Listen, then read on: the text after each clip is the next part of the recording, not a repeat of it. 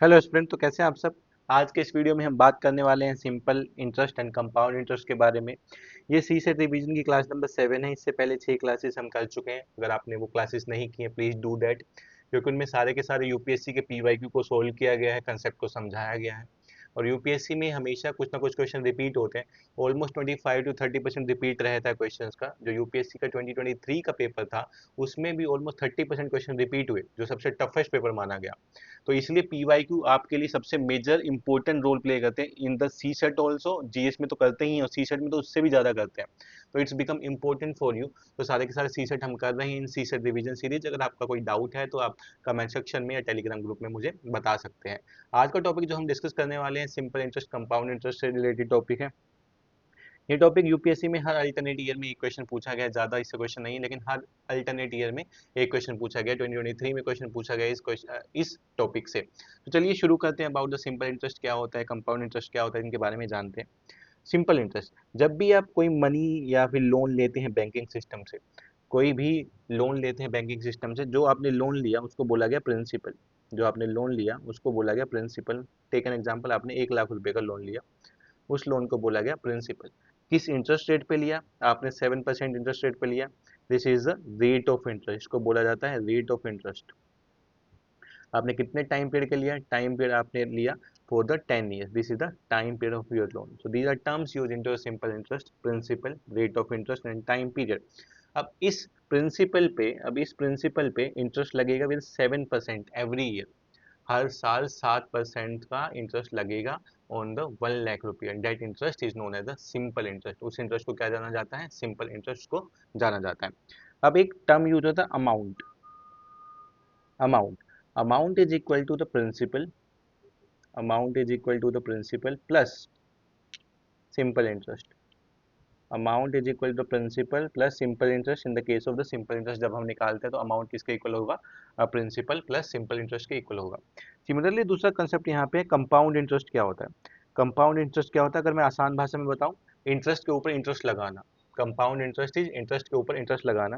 Like in the case of simple interest हमने देखा कि पूरे ईयर में एक इंटरेस्ट कैलकुलेट हो गया और वो इंटरेस्ट आप पे कर देते हैं। वो इंटरेस्ट आप पे कर देते हैं, वो इंटरेस्ट आपके अमाउंट में ऐड नहीं होता।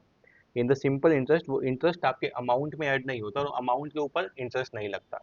लेकिन इन the case of the compound interest, जो ये इंटरेस्ट आया है वो आपके प्रिंसिपल में ऐड हो जाएगा। ये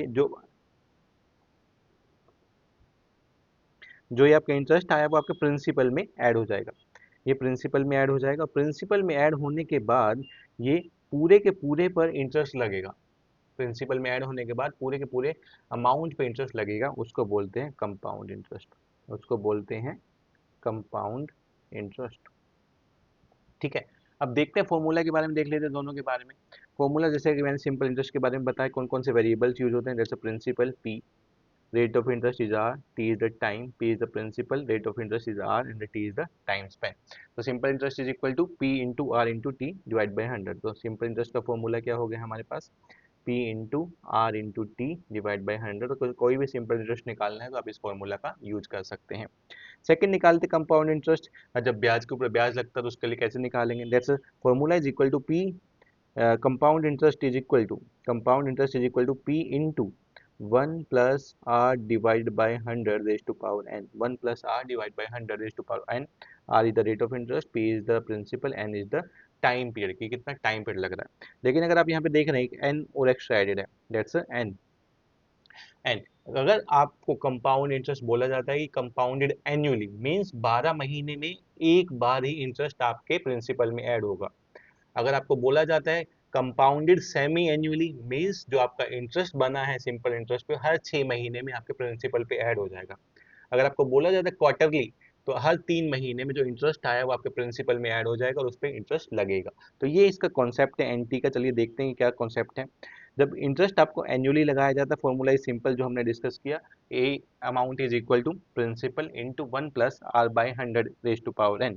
जब हम कंपाउंड हाफ ईयरली करते हैं, we will add two here, and in the case r/2, r/2 यहाँ पे ऐड हो जाता है। Similarly in the case of the quarterly and the compounded monthly, तो मंथली हो सकता है, क्वार्टरली हो सकता है, हाफ ईयरली हो सकता है और एनुअली हो सकता है। जब एनुअली होगा तो you have to directly return, right, directly आपको लिखना है कि रेज टू पावर एन। जब हाफ ईयरली होगा you have to multiply by 2 and divide by 2। Here in the quarterly you have to multiply by 4 and divide by 4, and here you multiply by 12 and divide by 12। तो ये concept होता है जब half yearly, annually, quarterly और monthly interest को compound किया जाता है। आपके एग्जामिनेशन के हिसाब से, यूपीएससी के एग्जामिनेशन के हिसाब से कंपाउंड इंटरेस्ट पे बहुत कम क्वेश्चन पूछे गए हैं, जबकि मोस्टली क्वेश्चन सिंपल इंटरेस्ट पे आए हैं। 2023 में एक क्वेश्चन पूछा गया था, वो बेसिक लॉजिक से सोल्व हो जाएगा। वो क्वेश्चन 2023 में कंपाउंड इंटरेस्ट से आया था। तो यहाँ पे मैं आपको एक बात बताना चाहूँगा, अगर कोई भी पार्टिकुलर प्रिंसिपल एक एनुअल कंपाउंडेड एनुअली है, वो एक साल में एक बार ब्याज ऐड हो रहा है और उसका 10% इंटरेस्ट रेट है, तो इस केस में इंटरेस्ट कम होगा as comparison to the half yearly. इस केस में इंटरेस्ट कम होगा as comparison to the half yearly, क्योंकि हाफ ईयरली में सेम इंटरेस्ट रेट पे दो बार आपका इंटरेस्ट प्रिंसिपल पे ऐड हो जाएगा, दो बार आपका इंटरेस्ट साल में प्रिंसिपल पे ऐड हो जाएगा, और उस इंटरेस्ट पे भी इंटरेस्ट लगेगा कंटिन्यूसली। इसलिए जो हाफ ईयरली या क्वार्टरली है या फिर मंथली, वहां पे इंटरेस्ट ज्यादा बनता है than the in the case of annually, क्योंकि इंटरेस्ट पे इंटरेस्ट लगता है। अगर इसका अपोजिट आपको कहीं गिवन है तो वो गलत रहेगा। ये आपको याद रखना, 2023 का क्वेश्चन इसी कॉन्सेप्ट पे है। ओके, और आपको एक फैक्ट और याद रखना है, फर्स्ट ईयर में, in the first year simple interest is equal to the compound interest. In the first year simple interest is equal to the compound interest, आप ये याद रखेंगे। चलिए कुछ क्वेश्चन सोल्व करते हैं जो पीवाईक्यू के क्वेश्चन है। A certain sum at a simple interest amount to 1350 in the 5 years. Time period given है 5 years। अमाउंट कितना बन गया 1350। सेकंड कंडीशन में टाइम गिवन है 8 years and the amount is equal to the 1620। 1620 in 8 years and the 1350 in the 5 years। तो हमें पता है कि सिंपल इंटरेस्ट हर साल में सेम ही होता है, सिंपल इंटरेस्ट हर साल में सेम ही होता है। अगर मैं 8 years वाले से 5 years वाले को माइनस करूं तो I will get a simple interest for the 3 years। I will get a simple interest for the 3 years। मुझे 3 साल के लिए सिंपल इंटरेस्ट यहाँ पे मिल जाएगा। So let's do that. 1620 minus 1350, it will give us the 270, it will give us the 270। ये जो 270 है, this is the simple interest here। और ये simple interest कितने साल के लिए? this is a simple interest for the 3 years। This is a simple interest for the 3 years, क्योंकि हम 8 साल में से 5 साल को माइनस कर रहे हैं, तो ये जो सिंपल इंटरेस्ट आया है 3 साल के लिए आया।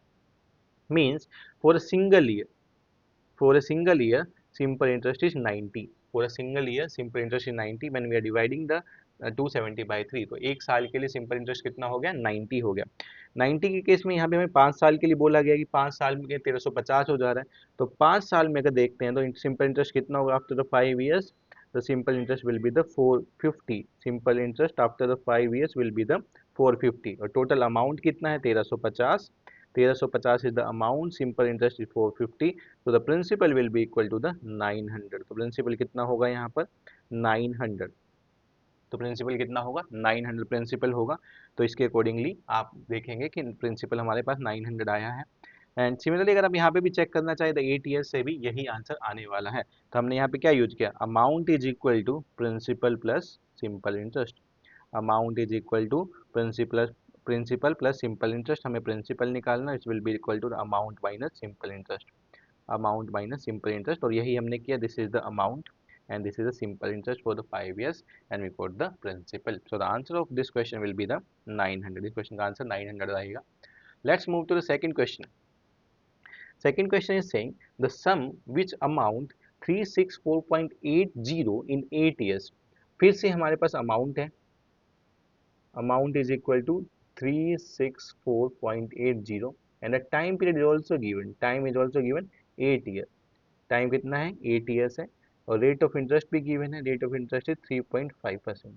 हमें पता है amount is equal to principal plus interest. Amount is equal to principal plus interest. Amount हमारे पास गिवन है, अमाउंट इज 364.80, तो we will write 364.80 is equal to principal plus simple interest का फॉर्मूला क्या है? Principal into rate of interest, rate of interest is 3.5 into the time period divided by 100, divide by 100, यही formula होता है। तो 364.80 is equal to P plus 28P divide by 100। p plus 28p divided by 100 is equal to 364.80 is equal to principal plus 14p divided by 50, 14p divided by 50। अगर यहाँ से हम value निकालते हैं 364.80 इज इक्वल टू, यहाँ पे 50 LCM लेंगे, that will be equal to the 50p plus में 14p, 15p plus 14p is equal to the 364। तो यहाँ से we are coming here 364.80 is equal to 64p divided by 50 divided by 50, तो it will be 364.80 into 50 divided by 64 is equal to the p। तो यहाँ पे p का value कितना आ जाएगा 364.80, the value of p is equal to 364.80 into 50 divided by 64 is equal to 285, is equal to 285। so value of p is here 285। तो the answer this question is 285। मैं फिर से एक बार बता देता हूँ क्या किया हम लोगों ने। हमें पता है amount is equal to principal plus interest. Amount किसके इक्वल होता है प्रिंसिपल प्लस इंटरेस्ट के। अमाउंट हमें गिवन है 364.80। अमाउंट कितना गिवन है 364.80। टाइम कितना गिवन है 8 ईयर्स। आर कितना है 3.5%।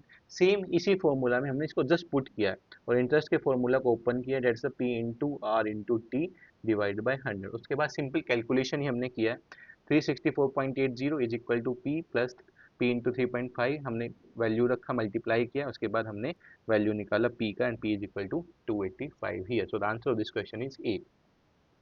नेक्स्ट क्वेश्चन पे आते हैं। A sum of money, a sum of money lent on the simple interest triple itself in the 15 years 6 month। तो हमारे पास यहाँ पे दिया गया कोई सम ऑफ मनी था, let's assume the sum of money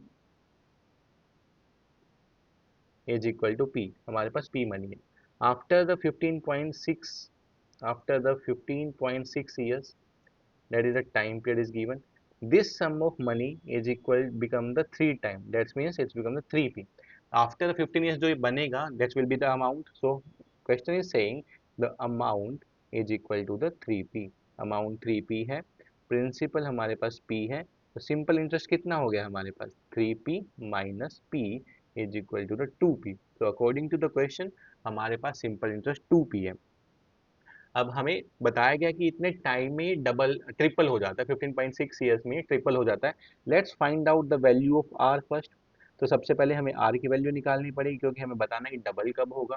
तो हमें पता है कि simple interest is equal to P into R into T divide by 100। तो सिंपल इंटरेस्ट कितना है हमारे पास 2p है, पी आर कितना है, आर हमें निकालना है, टी कितना है 15.5, 15.5 डिवाइडेड बाय 100। 15.5 हमने क्यों लिया क्योंकि 15.5 15 महीने और half month, that's a 15 year and 6 month को आप लिख सकते हैं 15.5 ईयर्स। तो p से p हट जाएगा, it will be equal to 200 is equal to 15.5 R, it is equal to 15.5 R और r का वैल्यू यहाँ से आ जाएगा 12.9। The value of r is here 12.9। हमारे पास r का वैल्यू आ गया। जब हमारे पास r का वैल्यू आ गया है, in the same case we can find out the double. Double कब होगा जब अमाउंट हमारा 2p हो जाएगा और इसमें इंटरेस्ट कितना है, प्रिंसिपल कितना है p, तो हमारे पास इंटरेस्ट कितना बचेगा 2p minus p, 2p minus p that's equal to p and the same formula will be applied here. Simple interest is equal to p into R, R is 12.9 into t, time हमें निकालना है, divided by 100। p से p कट जाएगा, 100 is equal to 12.90, 100 is equal to 12.90 and t is equal to 7 year 9 month। t की value जो आएगी 7 year 9 month आएगी आफ्टर सॉल्विंग दिस इक्वेशन। इसको सोल्व करने के बाद value of t will be 7 year 9 month। Again based on the same concept जो हमने पहले किया था। तो आपको यही सीखना है कि कितना जल्दी फास्ट तरीके से हम क्वेश्चन को सोल्व कर सकते हैं। Just you need to know amount is equal to principal plus interest. जो लास्ट में अमाउंट बनेगा उसमें से प्रिंसिपल को माइनस करेंगे, वो हमें इंटरेस्ट देगा और इंटरेस्ट का फॉर्मूला हमें पता ही है p into R into T divide by 100। बस टाइम का आपका ध्यान में रखना कि 3 साल 15 साल है कि डबल है कि आर कितना है, वो वैल्यू आपको सही से रखनी है and you will get the answer. Next question पे आते हैं। A person invested the sum amount rate at 12%, let he invest x amount at a 12% rate and remaining amount in 10%, let's he invest the y amount at a 10% of the interest rate and he received 130, interest कितना received हुआ है 130. This is the first case. तो इस case में अगर हम simple interest निकालते हैं, simple interest is equal to principal, x is the principal, into rate is 12, time period is 1 divided by 100 plus second जो बचा हुआ है वो y है, इंटरेस्ट रेट 10 है and the time period is 1 divide by 100 is equal to 130, is equal to 130. ये first equation रहेगा. तो we can write 12x divided by 100 plus 10y divided by 100 is equal to 130, or we can write 12x plus 10y is equal to 130. ये 100 को common लेके हम यहाँ पे multiply किया, 100 को कॉमन लिया और यहाँ पर मल्टीप्लाई किया. So this become the first equation, this become the equation number 1. जब हम इसी इक्वेशन के सेकंड स्टेटमेंट को देखते हैं, had he interchange the amount, interchange के अमाउंट में ही रिसीव्ड अ 134, उसको कितना पैसा रिसीव हुआ 134. Let's now interchange the amount, हम भी अमाउंट को इंटरचेंज कर लेते हैं. इन द केस x के केस में 10% है, y के केस में 12% है, और इंटरेस्ट रेट कितना है, interest rate is equal to sorry interest earn is 134. so we can write 10x divided by 100 plus 12y divided by 100 is equal to 134, or we can write 10x plus 12y is equal to 13400, 13400. तो यहाँ से हमारे पास equation number 2 आ गया. This is the equation number 2. Now you can subtract the equation number 1 और equation number 2 from 1 और 2. आप कहीं से भी किसको करेंगे, तो let's do that. Subtracting the equation number 1 from 2, so we can write 12x plus 10y is equal to 13,000. तो है ही 12x plus 10y is equal to 13,000. अब हमें कॉमन बनाना पड़ेगा, वर्टिकल्स को कॉमन करना पड़ेगा, 10x को और 12x को. तो इस इक्वेशन को हमें कौन सा वेरिएबल निकालना है, y वेरिएबल को निकालने वाले. तो y वेरिएबल दोनों में सेम होना चाहिए. तो फर्स्ट इक्वेशन को हम मल्टीप्लाई करते हैं 12 से, means the 144x plus 120y is equal to 0006156,000. In the next case, we are multiplying the second equation by 10. That will give us the 100x plus 120y is equal to 134,000. This is the equation now. इसको minus, इसको minus, इसको minus, ये यहाँ से cut जाएगा. It will give us the 44x. It will give us the 44x is equal to 0.64252, 22,000, and x is equal to the 500. x का value कितना आ जाएगा 500. So he invested the 500, he invested the 500 amount at a 12%. तो यहाँ से आपको x की value पता लग गई, x की वैल्यू इज द 500. क्वेश्चन देखने में बड़ा है, लेकिन इक्वेशन बनाने के बाद अगर आप इक्वेशन नंबर 1 और इक्वेशन नंबर 2 बना लेते हो तो क्वेश्चन आपका बहुत आसान हो जाता है and directly you can solve it. Now let's move to the next question. Next question is the simple interest on a certain amount of money for 3 years at 8%. Time is given. Time is given 3 years. And 8% per annum interest rate is given 8%. Is half the compound interest on 4,000 for 2% at 10%. अब दूसरा condition दिया गया कि दूसरा principal है हमारे पास 4,000 रुपी, time period है हमारे पास 2 ईयर्स, और इंटरेस्ट रेट भी गिवन है 10% इज इंटरेस्ट रेट. और जो ये अमाउंट है इसको कंपाउंड इंटरेस्ट पे इन्वेस्ट किया गया है, इसको कंपाउंड इंटरेस्ट पे इन्वेस्ट किया गया है. और बोला गया है जो यहाँ से कंपाउंड इंटरेस्ट आएगा, जो यहाँ से कंपाउंड इंटरेस्ट आएगा उसका हाफ 3 साल में यहाँ से कंपाउंड इंटरेस्ट आया है. जो सेकंड से कंपाउंड इंटरेस्ट आएगा उसका हाफ करके फर्स्ट ईयर से वो सिंपल इंटरेस्ट रहेगा. तो let's calculate the compound interest first. तो पहले कंपाउंड इंटरेस्ट को निकालते हैं. Amount is equal to P into 1 plus R. R is given 10 divided by 100. कितने टाइम पीरियड के लिए 2 ईयर्स के लिए. And amount is equal to P कितना है हमारे पास 4,000. 4,000 इज इक्वल टू 1 प्लस 0.1 का square, that is the 4,000 into 1.1 का स्क्वायर एंड द 4,000 इंटू 1.21. ये हमारे पास आ गया 4,000 इंटू 0.1, 4,840. तो हमारे पास अमाउंट कितना आ गया 4,840 is the amount.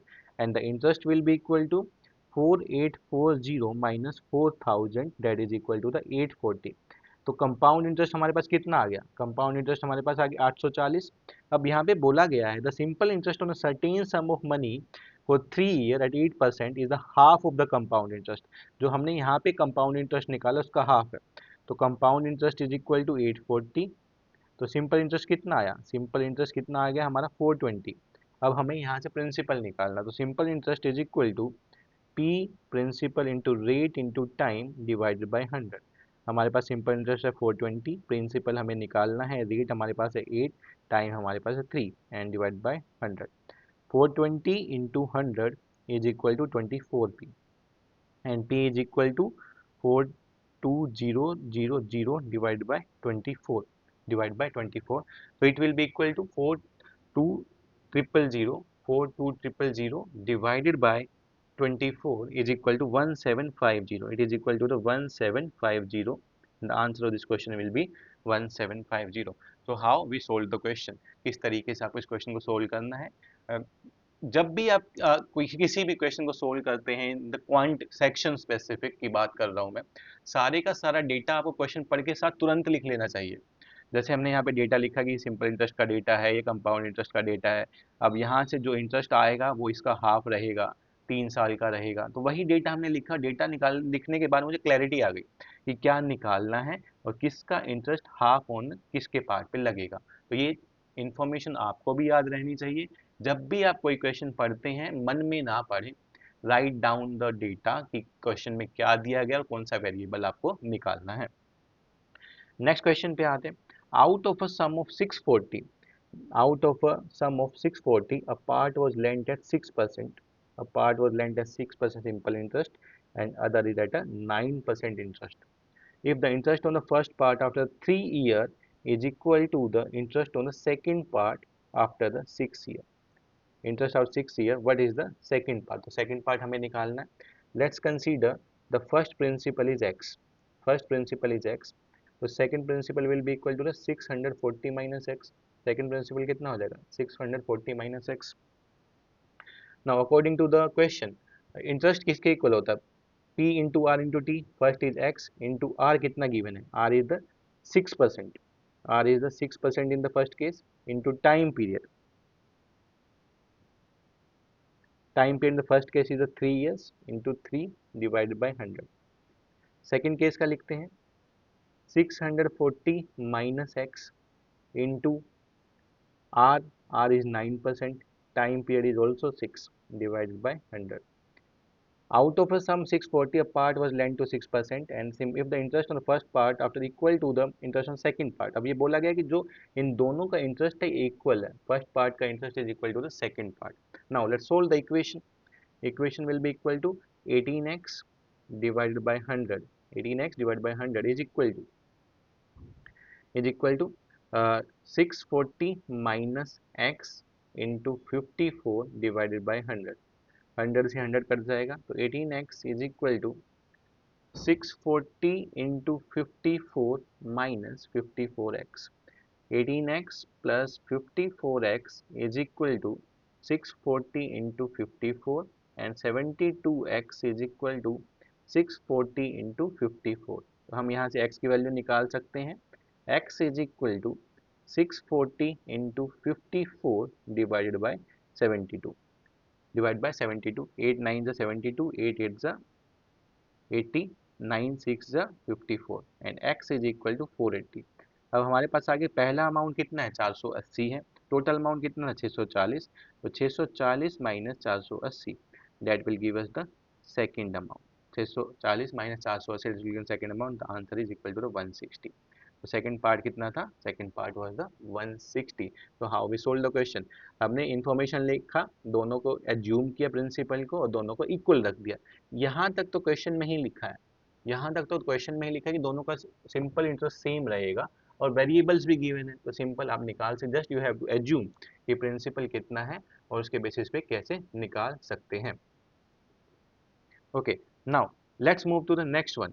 A man invested 1000 on a simple interest. A man invested 1000 on a simple interest at a certain rate and 1500 at 2% high interest rate. 1000 at a simple interest rate and 1500 at 2% higher rate. The total interest in 3 years is 390. What is the rate of the interest for the 1000 रुपये के लिए क्या interest है? तो पहली condition में दिया गया कि जो 1000 रुपये को इन्वेस्ट किया गया वो हमें निकालना है। रेट हम एज्यूम कर लेते हैं उसको x% पे इन्वेस्ट किया गया। जो सेकंड अमाउंट है 1500 उसको इन्वेस्ट किया गया है x+2% पे। दूसरे को इन्वेस्ट किया गया है x+2% पे। अमाउंट गिवन है, time period is also given, time is equal to 3 years, time भी दोनों के लिए गिवन है and the interest is also given कि दोनों को इंटरेस्ट मिला के 390 आ रहा है। The total interest in 3 years is the 390। What is the rate of interest for 1000 रुपये के लिए क्या रेट ऑफ इंटरेस्ट है? तो we can find out interest is equal to principal into rate into time period divide by 100 plus principal into rate of interest, principal into rate of interest, that is the x+2 into time period divided by 100 divided by 100। यहाँ पे भी time period कितना given है 3 years। In the first case also the time period is the 3 years। यहाँ पे भी time period हमारे पास कितना है 3 साल। तो we can write the 3 years here। so it is equal to 30x plus 1500 into x+2 into 3 divided by 100। 30x is equal plus 1500x plus 3000 into 3 divide by 100। और आप यहाँ से वैल्यू निकाल सकते हैं कि x की वैल्यू कितनी आएगी, रेट ऑफ इंटरेस्ट कितना आएगा। आप पूरी इक्वेशन को सॉल्व करोगे तो आपको आसानी से पता लग जाएगा कि x का वैल्यू कितना आने वाला है इन दिस क्वेश्चन। तो you can solve the further equation. Okay, so this is the question how we can solve. And आप इसको इक्वल रखेंगे 390 के। आप इसको किसके इक्वल रखेंगे 390। 390 के इक्वल क्यों रखेंगे? क्योंकि हमें गिवन है the total interest in 3 years is 390। दोनों का इंटरेस्ट मिला के 390 रुपये है। तो हमें यही निकालना था कि यहाँ से मतलब 3 इसके इट इज इक्वल टू 390। 390 के इक्वल आ जाएगा and we can find out the question. दूसरा, आप इन 100 को कॉमन लेके 390 से मल्टीप्लाई कर सकते हैं तो इक्वेशन और ज़्यादा आसान हो जाएगी। नेक्स्ट क्वेश्चन पे आते हैं। At what rate next question is at what rate percent per annum calculated in simple interest will a sum of money double in the 10 years? कि डबल करना है हमें, means amount will be the 2p, principal is equal to the p, so interest will be equal to the 2p minus p is equal to the p। तो interest किसके equal होता है p into R into T divided by 100। तो r हमें दिया नहीं है, time दिया है बस। तो P is equal to P into R into 10 divided by 100 10। तो P से P कट जाएगा and R is equal to the 10%। R is equal to the 10%, so the answer will be A. इस तरीके का क्वेश्चन पहले भी किया हमने, जो नंबर्स अलग गिवन थे। यहाँ पे बस थोड़ा सा सिचुएशनल डिफरेंस दिया गया है and R is equal to the 10। Same question है, अमाउंट है, डबल कितने टाइम में होगा वही हमसे पूछा गया है। नेक्स्ट क्वेश्चन पे आते हैं। Next question is the difference between, this is a UPSC question 2010 में, बाकी सारे भी क्वेश्चन में ईयर नहीं लिखा था। Difference between the simple interest receive from the two banks. Simple interest दो बैंक से जो मिला है इन फॉर 2 years इज 2.50। दो बैंक से कितना मिला 2.50। तो P into R one into T divided by 100 minus P into R two into T divide by 100 is equal to 2.50। यही गिवन है। सिंपल इंटरेस्ट पहला, सिंपल इंटरेस्ट दूसरा, दोनों में डिफरेंस 2.50। इस केस में हम P into T divide by 100 common ले सकते हैं। It will be the R1 minus R2 is equal to 2.50। R1 minus R2 is equal to 2.50। Principal कितना गिवन है 500, टाइम कितना गिवन है 2 divided by 100 is equal to R1 minus R2 is equal to 2.50। 1000 divided by 100 into R1 minus R2 is equal to 2.50 and R1 minus R2 is equal to 0.25। R1 minus R2 is equal to 0.25। So the answer of this question is the 0.25%। Again question में जो given है कि दोनों का simple interest का difference निकालना है, rate of interest अलग है दोनों का। रेट ऑफ इंटरेस्ट दोनों का अलग है, दोनों का डिफरेंस 2.50 गिवन है इंटरेस्ट का, तो वही हमने सिर्फ सीधा इक्वेशन पुट किया कि सिंपल इंटरेस्ट का दोनों में डिफरेंसेस क्या है। नेक्स्ट क्वेश्चन पे आते हैं। नेक्स्ट क्वेश्चन है CDS 2011 में पूछा गया, ये क्वेश्चन हमने किया था, रिपीट हुआ क्वेश्चन, ये क्वेश्चन अभी पहले कर चुके हैं, this is the repeated question, इसका आंसर 900 था, शायद ये सेकंड या थर्ड क्वेश्चन था। Next question, this is also the repeated question. अब देखो क्वेश्चन किस तरीके से रिपीट हो रहे हैं। 640, ये वाला भी अभी हमने किया था कि कितना 640 है, एक को 6% पे इन्वेस्ट किया गया, एक को 9% पे इन्वेस्ट किया गया 3 में, तो आंसर इसका 160 आया था, अभी ये भी हमने रिसेंट में सोल्व किया था। नेक्स्ट पे आते हैं, a person boat a refrigerator, ये 2018 का क्वेश्चन है। A person boat a refrigerator worth rest 22,800, तो प्रिंसिपल कंसीडर कर लेते हैं इससे 22,800, रेट ऑफ इंटरेस्ट कितना है 12.5%, and it is compounded yearly, compounded yearly, ये आगे को कंपाउंडेड ईयरली किया गया। फर्स्ट ईयर ही पे, तो पहला इंस्टॉलमेंट कितने का पे किया 8650 का, दूसरा इंस्टॉलमेंट कितने का पे किया 9125 का। आपको बस इतना यहाँ पे याद रखना है इस क्वेश्चन में, if he is paying the EMI, अगर ये EMI हर महीने पे कर रहा है, हर साल पे कर रहा है, हाँ अगर ये EMI हर साल पे कर रहा है, तो every time you will use a simple interest formula, क्योंकि इंटरेस्ट तो उसने पे ही कर दिया, अमाउंट से इंटरेस्ट पहले ही कम हो चुका है, इंटरेस्ट वो जब वो हर साल पे ही कर रहा है तो अमाउंट से इंटरेस्ट कम हो ही चुका है, तो हर साल EMI को माइनस करने के बाद you will use the simple interest formula, आप सिंपल इंटरेस्ट फॉर्मूला को यूज करेंगे। लाइक फर्स्ट केस में सिंपल इंटरेस्ट निकालते हैं, it's equal to principal 22,800 into 12.5 into time period, time is 1 divided by 100, divide by 100, तो यहाँ से हम इंटरेस्ट निकालेंगे, इंटरेस्ट कितना आएगा 22,800 into 12.5, it give us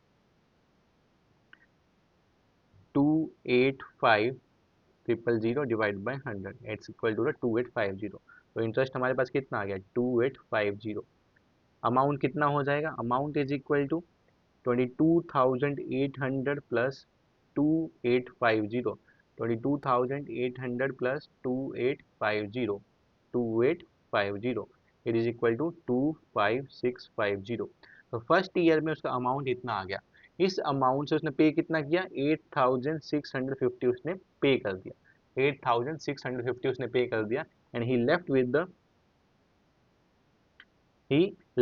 the 17,000, he left with the 17,000, तो नेक्स्ट न्यू प्रिंसिपल कितना बना हमारे पास 17,000 प्रिंसिपल बना, तो प्रिंसिपल 17,000 बना, इंटरेस्ट निकालेंगे I2 करके इंटरेस्ट निकालेंगे, 17,000 principal into interest rate, interest rate is 12.5 into time period is 1 divided by 100, तो यहाँ से हमारे पास कितना इंटरेस्ट आएगा 17,000 into 12.5, it will give us the interest rate of 2125, यहाँ से हमारे पास इंटरेस्ट कितना आएगा 2125, तो टोटल अमाउंट कितना बन जाएगा हमारे पास, अगर हम यहाँ पे लिखते हैं 17,000 was the principal, 2125 is the amount, it is equal to 19,125, तो फाइनल अमाउंट कितना आया 19,125, इसमें से 9,125 इसने पे कर दिया, 9,125 इसने पे कर दिया, and we left with the 10,000 amount, 10,000 amount इसके पास बचा, लेकिन ये थर्ड ईयर में 10,000 बचा है, अब इस पे भी तो 12.5% लगेगा, अब इस पे भी तो 12.5% लगेगा,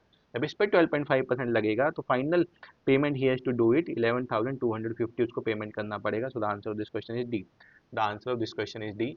इसमें बस आपको इतना ही ध्यान रखना था कि हर साल EMI पे हो रही है तो कंपाउंड इंटरेस्ट की जगह सिंपल इंटरेस्ट लगेगा, क्योंकि फर्स्ट ईयर में कंपाउंड इंटरेस्ट सिंपल इंटरेस्ट के इक्वल ही होता है, यही इस क्वेश्चन में हैक था।